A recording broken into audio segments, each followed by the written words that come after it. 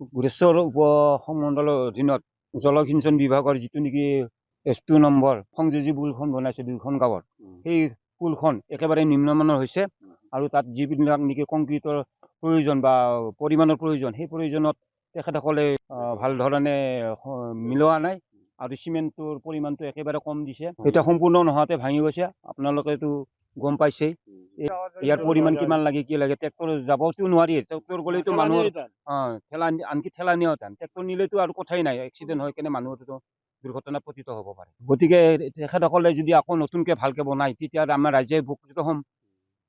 ভালদৰে তেখেতসকলক আমি জনাইছোঁ, উপসংমণ্ডলৰ জৰিয়তে যদি আকৌ তেখেতসকলে নিৰীক্ষণ কৰি ভাল ধৰণে নিৰ্মাণ কৰে, আমি ৰাইজে উপকৃত হ'লোহেঁতেন। এই পুলখন একদম নিম্নমান হৈছে আৰু নতুন কৰি বনাই দিব লাগে। এইখন পুলৰ কোনো কামেই নাই আৰু ট্ৰেক্টৰ মানুহো যাব নোৱাৰি, ঠেলা উঠাবই নোৱাৰি। তাত এনেকুৱাকে বনাই থৈ গৈছে, ভাঙি চিঙি নোহোৱা হৈ গৈছে। ইয়াত পানী ক'ত মাৰিব? এতিয়া পানী মাৰা জেগাই নাই, তেতিয়া পানীয়ে নাই ইয়াত পানী মাৰাৰ কাৰণে। কেনেকে পানী মাৰিব? এনে বনাব লাগে, বনাই থৈ গৈছে। আৰু এইটো গাছবাৰী নলাটো S2, এটা কোনো কামেই নাই। এইখন পুল কি যাবি বনাই, এখন নতুনকে বনাই দিব লাগে আৰু যোন ঠিকাদাৰে নহওক।